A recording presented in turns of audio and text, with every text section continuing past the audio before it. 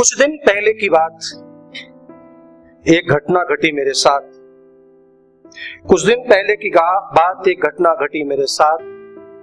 अर्ध निद्रा में सो रहा था, कुछ विचित्र सपनों में खो रहा था। तभी एक आवाज मेरे कानों में पड़ी। मैं विचलित, टूटी मेरे सपनों की लड़ी। मैंने देखा कि मेरे सामने एक बच्ची है खड़ी, लाचार मन से दिख रही थी, डरी डरी। बच्ची मौन थी, कंपित शरीर था। बच्ची मौन थी, कंपित शरीर था। मन में कुछ प्रश्न थे, आंखों में नींद था। मैं उठा, बच्ची को पास बिठाया, बाहों में भर के उसे गले से लगाया और बोला, बेटी तुम कौन हो? बेटी तुम कौन हो? कहां से आई हो? आसमां से उतरी परी या रास्ता भूल आई? आसमां से या रास्ता भूल आई हो? तब उसने कहा, पापा पहचानो मुझे, मैं आपकी बेटी हूं। पापा मैं आपकी बेटी हूं, मम्मी के गर्भ में आई थी, पर पता नहीं क्यों डॉक्टर अंकल ने मेरे भ्रूण पर कैंची चलाई थी। 84 लाख योनियों के बाद मैंने मानव गर्भ पाया था। 84 लाख योनियों के बाद मैंने मानव गर्भ पाया था। मुझे याद है पापा, उस दिन मैंने उत्सव मनाया था। सोचा था तेरे आंगन में ठुमक ठुमक कर चलूंगी, अपनी तोतली आवाज से सबका मन हरूंगी, पर ये हो ना सका और षड्यंत्र का शिकार हो गई। मेरी जिंदगी में सुबह से पहले शाम हो गई। पर पापा ये बताओ, क्या भ्रूण बेटे का होता तो क्या तुम ये कृत्य करते? भ्रूण बेटे का होता तो क्या ये तुम कृत्य करते? इस जघन्य अपराध का पाप अपनी शीश पर रखते? पापा आखिर क्यों बेटियों को मार दिया जाता है? क्यों बेटियों को मार दिया जाता है? पुत्रों से क्यों नहीं समान व्यवहार किया जाता है? बेटी के प्रश्नों का उत्तर मेरे नहीं पास था। मैं काफी दुखी और अशांत था और सोचा कि आखिर बेटी ही इतने सुख दुखों को क्यों सहन करती रहती है? बेटी ही इतने दुखों को क्यों सहन करती रहती है? बेटी, तब सोचा बेटी क्यों मत कदम कदम पर जुल्म सहती है, जबकि बेटे से ज्यादा बाप का ध्यान रखती है। टूट गया मेरी आंखों का पर्दा, टूट गया मेरी आंखों का पर्दा। नेत्र मेरे खुल गए हैं, जो चादर गंदी थी उसके दाग धुल गए हैं। अब तो मैं हर कन्या मुझे गंगा यमुना सरस्वती है।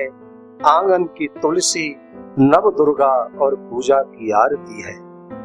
हर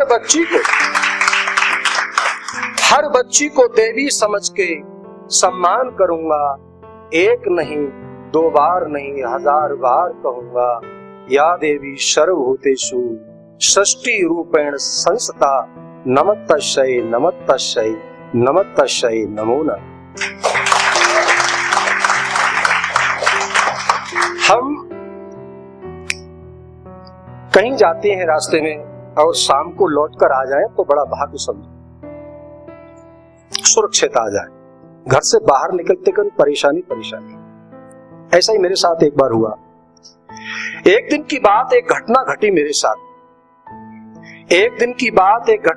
मेरे साथ। बाजार से आ रहा था, मन ही मन गुनगुना रहा था कि जंगल का एक फुवड़ बन गया ड्राइवर। दिमाग से था बोंगा और चला रहा था जोंगा। ये पहले गाड़ी हुआ करती, आजकल नहीं। दिमाग से था बोंगा और चला रहा था जोंगा। उसने चढ़ा दिया मेरे ऊपर गाड़ी का पहिया।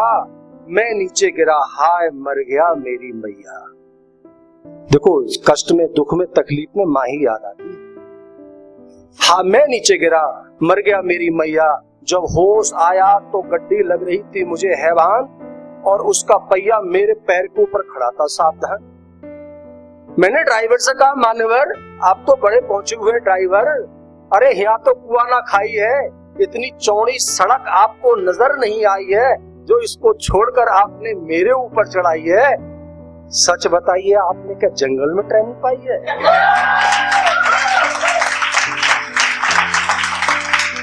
सच बताइए।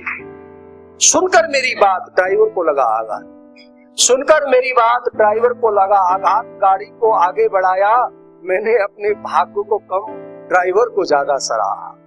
ड्राइवर नीचे आया, मुझको उठाया, गले से लगाया, अस्पताल पहुंचाया, इलाज कराया। मैंने ड्राइवर से कहा, आप धन्य हैं, आप धन्य हैं जो आपने डाली मुझ पे निगाहे करम, आपने छोड़ा नहीं अपना धर्म। लगता है आपको ज्ञान है, लगता है आपको ज्ञान है, आपके अंदर भी भगवान है, वरना गिरे को कौन उठाता है? वरना गिरे को कौन उठाता है? ऊपर से खरी खोटी और सुनाता है, और जाने ना कुछ भी ट्रैफिक रूल बताता है। इसी बात पे मुझे एक शेर याद आता है कि नशा पिला के तो गिराना सभी को आता है। नशा पिला के गिराना तो सभी को आता है, मजा तो तब है जब गिरतों को थाम ले सके। Thank you.